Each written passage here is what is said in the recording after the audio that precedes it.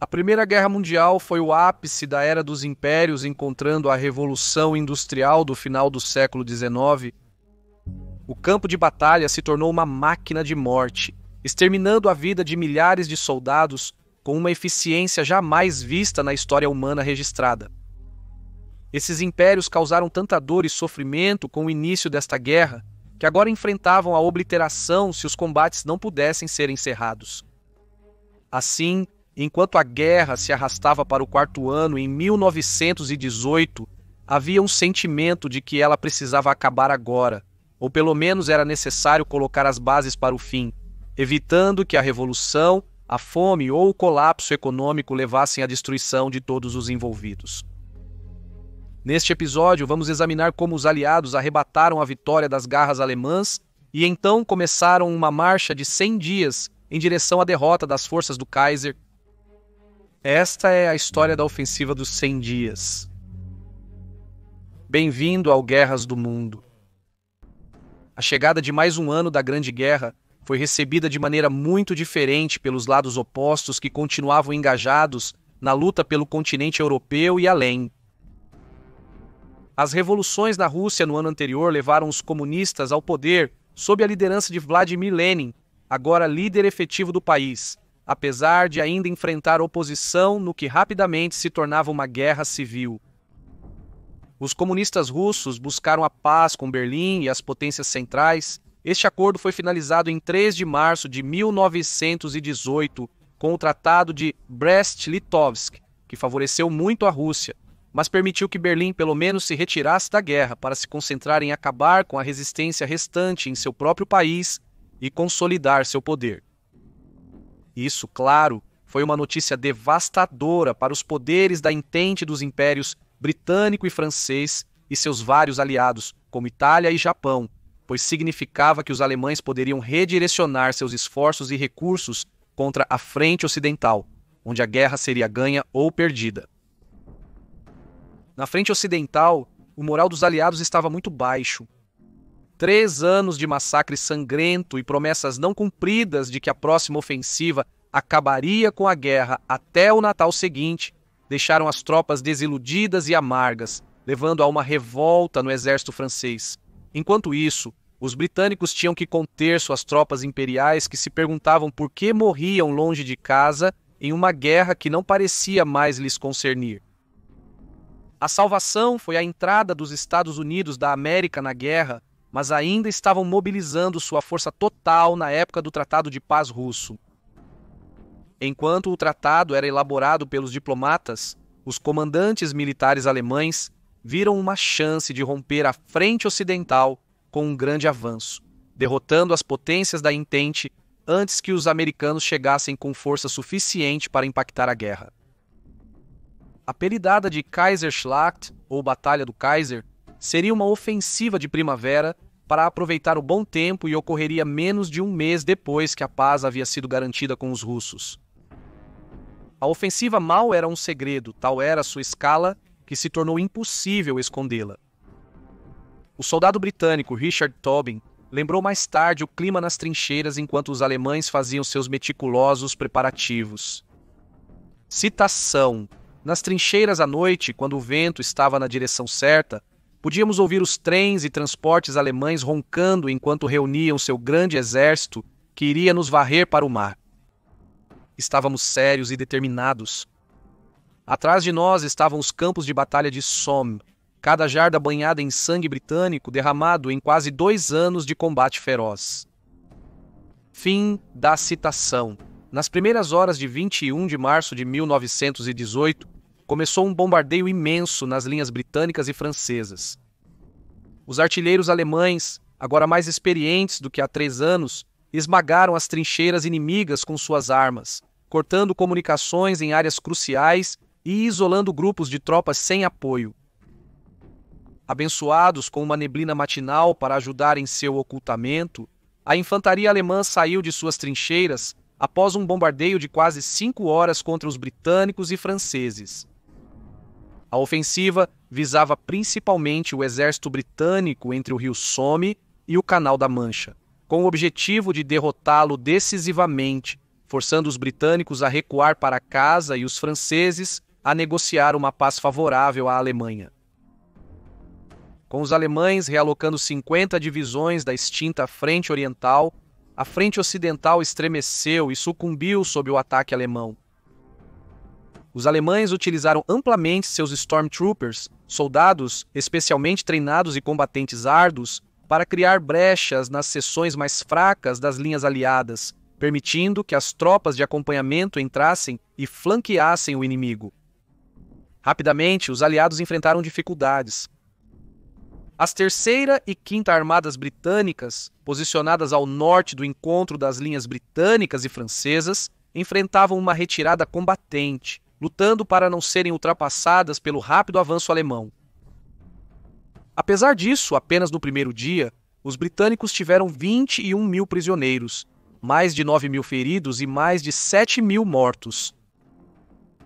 Em poucos dias, os alemães pareciam próximos de uma vitória impressionante, com as linhas aliadas recuando até 12 milhas em alguns pontos, um feito surpreendente para a época.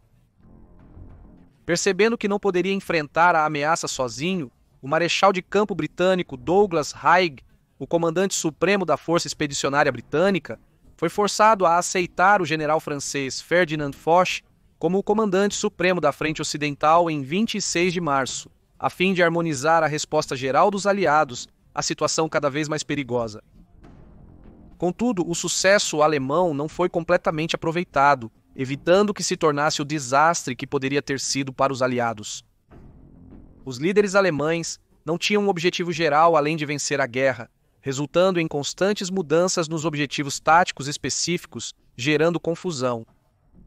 Além disso, os Stormtroopers sofreram constantes problemas de abastecimento que os atrasaram, enquanto algumas das posições aliadas mais fortificadas permaneceram relativamente intactas. Isso levou a um ataque precipitadamente organizado contra o Terceiro Exército Britânico em Arras, em 28 de março, numa tentativa de ampliar a brecha alemã na linha, o que se provou um fracasso e resultou em pesadas baixas alemãs. Nos meses seguintes, o ataque diminuiria diante da teimosa resistência aliada. Seus esforços foram ainda mais prejudicados por uma crescente falta de combustível para seus veículos e, em particular, suas aeronaves, para monitorar movimentos aliados, corrigir barragens de artilharia e afastar aeronaves aliadas tentando fazer o mesmo. Em julho, outras ofensas conseguiram cruzar o rio Marne, mas um contra-ataque aliado que envolveu centenas de revolucionários tanques franceses Renault FD bloqueou seu avanço, e o ímpeto se perdeu. O exército alemão exausto tinha que defender o novo saliente contra tropas aliadas bem equipadas que os atacavam com atiradores de elite, artilharia, morteiros e bombardeiros. Em suma, eles perderam sua única chance de vencer a guerra decisivamente em 1918. Agora era a vez dos aliados.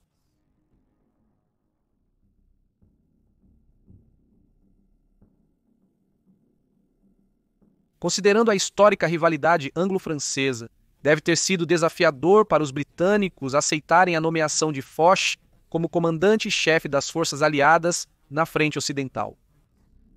Mas isso teve a vantagem de unificar as forças britânicas e francesas, bem como o exército belga e a crescente força do exército americano no cenário geral da batalha.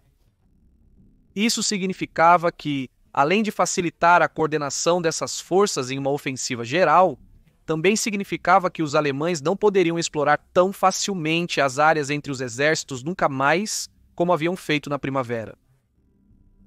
Outra vantagem dos exércitos aliados nesse período era a superioridade aérea.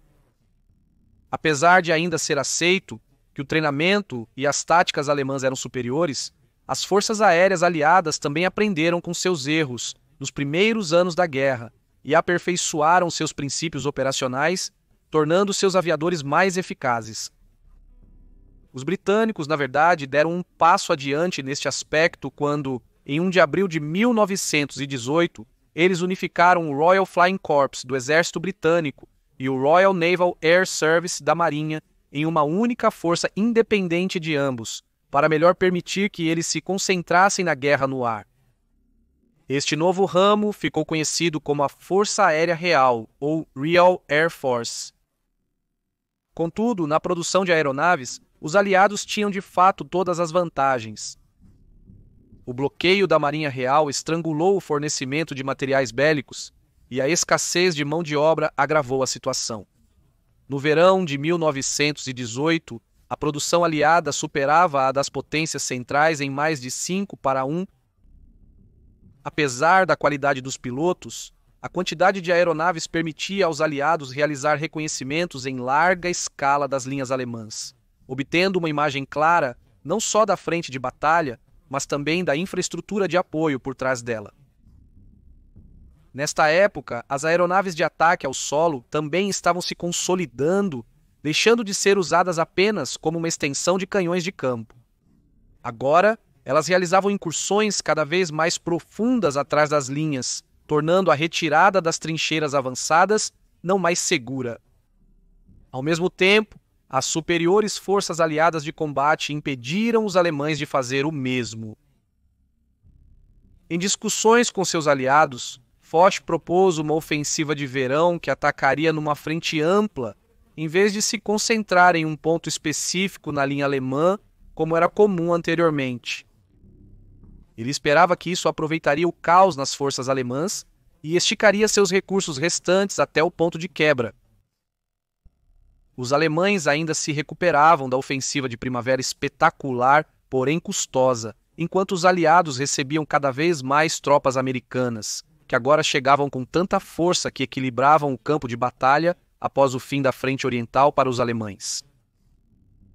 Até agosto, quando a ofensiva planejada ocorreria, haveria 1,4 milhões de tropas dos Estados Unidos da América, reforçando as exaustas forças britânicas, belgas e francesas. Contudo, a frente ocidental não era mais apenas um jogo de atirar o máximo de tropas contra o inimigo, na esperança de que algumas sobrevivessem para alcançar seus objetivos, como em batalhas anteriores.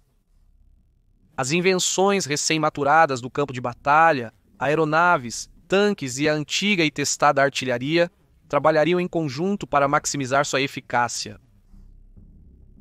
As aeronaves coordenariam com a artilharia, transmitindo instruções para manter os atiradores no alvo, reduzindo os tiros desperdiçados e aumentando a eficácia.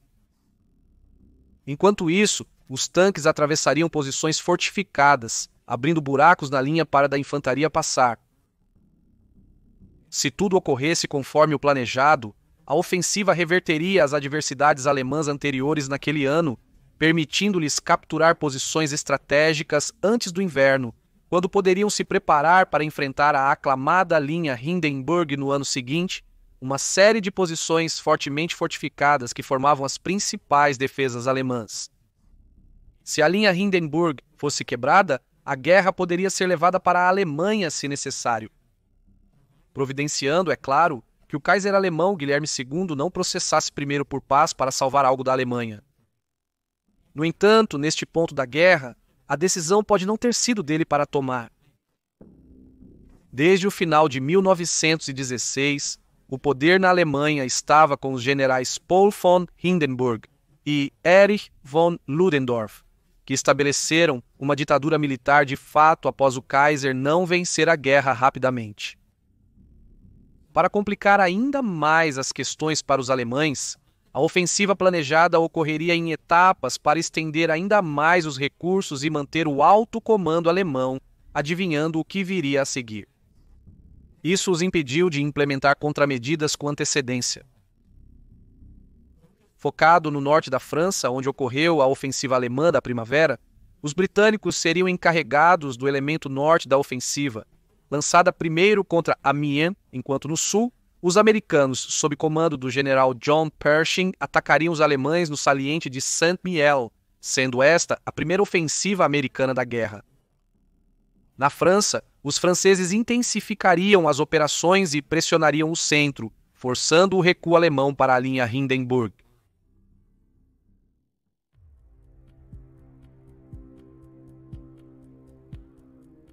Em agosto, o moral do exército alemão despencou ao fundo do poço. A captura das trincheiras aliadas durante a ofensiva da primavera revelou aos alemães que lutavam com problemas de suprimentos, o quão bem abastecidos estavam os aliados em comparação a eles. Nem a propaganda ou o patriotismo alemão podiam esconder que eles lutavam por pão, enquanto americanos e australianos recebiam pacotes de casa.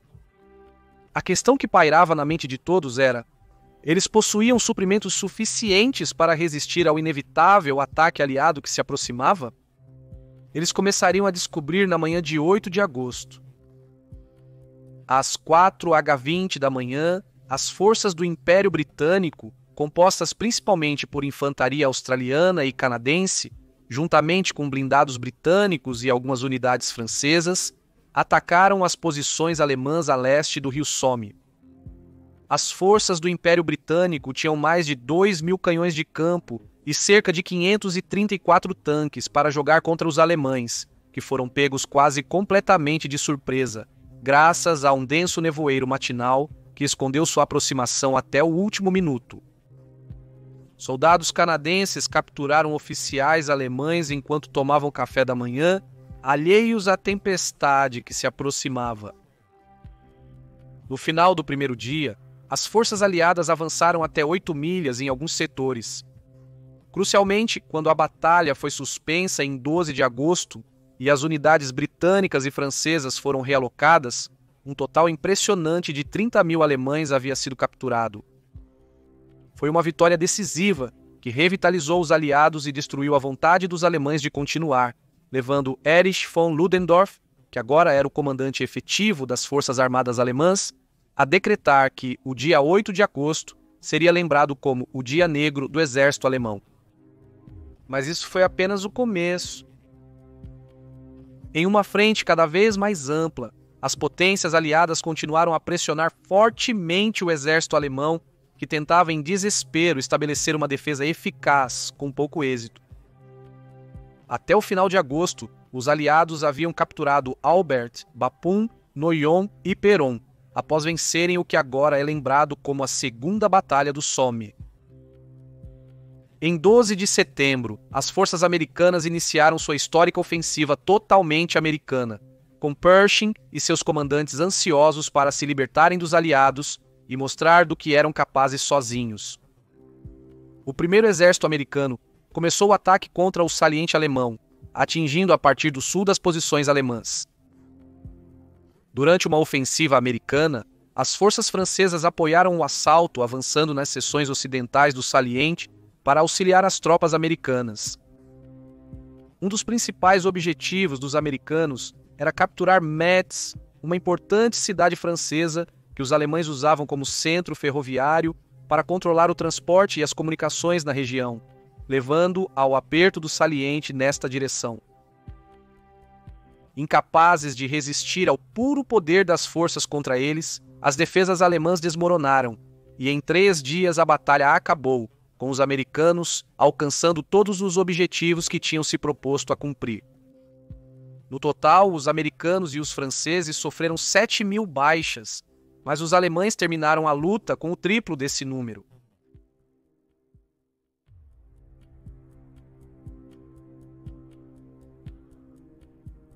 Esses sucessos rápidos surpreenderam muitos, incluindo o próprio Foch. E sentindo uma oportunidade, ele decidiu reavaliar seus planos de batalha. Percebendo que os americanos estavam prestes a tomar Metz, Foch elaborou um ofensivo concêntrico em 4 estágios, programado para 26 de setembro, com um ataque americano em Meuse-Argonne. Mantendo a pressão, o primeiro e terceiro exércitos britânicos atacariam para o leste contra a linha Hindenburg, em direção a Cambrai no dia seguinte, seguidos por um ataque na Flandres em 28 de setembro. Com a ofensiva de verão dos aliados se transformando em uma rota do exército alemão, Foch sentiu que a guerra poderia acabar até o Natal. Inspiradas por seu sucesso anterior, as tropas de Pershing juntaram-se aos franceses e atacaram Meuse-Argonne, mas a ofensiva começou a vacilar. Limitada pela floresta de Argonne, que dificultava o movimento de ambos os lados, a ofensiva provou ser bastante desorganizada, enquanto a resistência alemã, aproveitando o ambiente, endureceu. Com os britânicos avançando em direção a Cambrai e os franceses em Flandres, frustrando os planos alemães para uma ofensiva, von Ludendorff se encontrou com von Hindenburg em 28 de setembro para explicar a situação estratégica atual. Uma vez concluído, ele concluiu que a única opção restante para salvar o exército alemão diante do avassalador ataque aliado era a inimaginável buscar um armistício. Após a reunião, von Hindenburg iniciou uma troca de notas diplomáticas com os aliados para negociar o fim da guerra, enquanto as tropas alemãs recuavam para a linha Hindenburg, sua última esperança de conter os exércitos aliados em todas as frentes. No entanto, não havia consolo a ser encontrado, pois os aliados atacaram a linha no canal Saint-Quentin no dia seguinte à reunião em 29 de setembro. Os terceiro e quarto exércitos britânicos, com apoio de tropas australianas e americanas, enfrentaram 2 semanas de resistência obstinada antes de atingir seus objetivos e romper a linha pela primeira vez. Esse sucesso levou ao início da Segunda Batalha de Cambrai em 8 de outubro, que durou apenas 2 dias. Novamente, liderados pelos terceiro, quarto e primeiro exércitos britânicos, os aliados tinham superioridade numérica de 3-1 sobre os alemães e rapidamente tomaram a cidade e a área circundante. Embora os alemães em retirada tenham conseguido retardar o avanço deles nos combates ao nordeste posteriormente.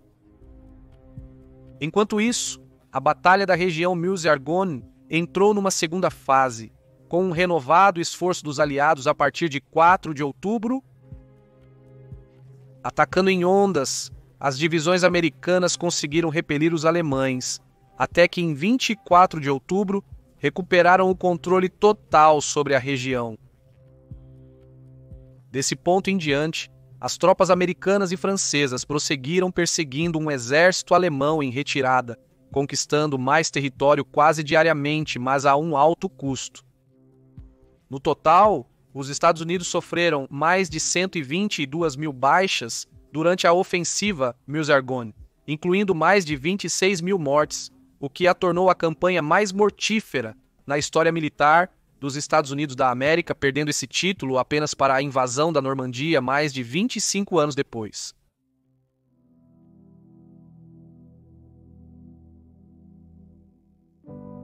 Para o soldado alemão médio, a situação com a chegada de novembro já deve ter parecido sombria, mas no dia 3 de novembro deve ter parecido apocalíptica, pois foi nesse dia que a Áustria-Hungria, sua aliada com quem haviam entrado na guerra depois do assassinato do arquiduque austríaco Franz Ferdinand em Sarajevo em 1914, assinou um armistício com os aliados saindo da guerra.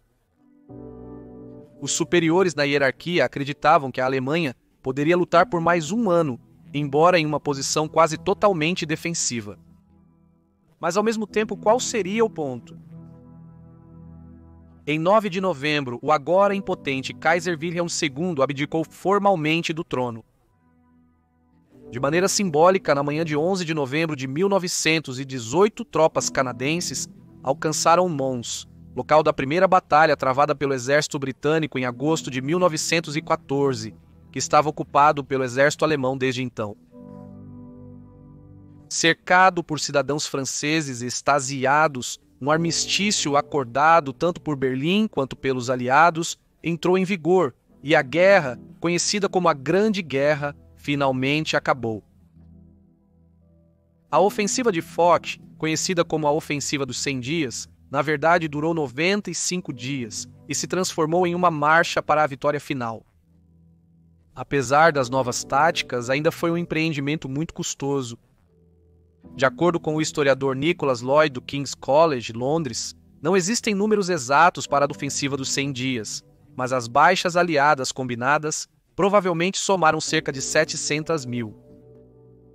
Entre agosto e novembro de 1918, as baixas britânicas foram pouco menos de 300 mil, ligeiramente mais que as 279 mil do exército francês, enquanto as perdas dos Estados Unidos da América foram significativamente menores, cerca de 130 mil. Do lado oposto, As baixas alemãs foram aproximadamente de 760 mil, embora muitas vezes se suspeite que seja muito maior, já que os alemães lutaram para esconder a verdade do desastre que estavam enfrentando. A isso se somava o crescente problema de deserção, motim e agitação geral que minavam a coesão e solidez do exército alemão, enquanto o sentimento revolucionário começava a se espalhar por todas as suas fileiras. Ou simplesmente os homens não queriam morrer sem sentido em uma guerra já perdida. A isso se juntou o crescente problema em relação ao surto de gripe espanhola que agora devastava o continente europeu, e era óbvio que, independentemente da situação estratégica, a Alemanha estava implodindo em novembro de 1918, tornando a continuação da guerra impossível, sem falar em alcançar algum tipo de vitória mais tarde. É difícil acreditar que menos de um ano antes o exército imperial alemão estava à beira da vitória. Enquanto a ofensiva dos 100 dias trouxe paz à Europa Ocidental, talvez seu legado duradouro tenha sido como ensinou aos comandantes militares a importância da coesão entre as unidades aliadas, operando sob um único líder, e a integração de tanques, aeronaves e uma cadeia logística suficiente e flexível para apoiar um ritmo de guerra mais rápido, agora sendo a chave para a vitória. O DNA da Blitzkrieg de Adolf Hitler em 1939, 1940 e a libertação dos aliados da Europa entre 1944 e 1945 podem ser encontrados nos últimos dias da guerra na frente ocidental em 1918,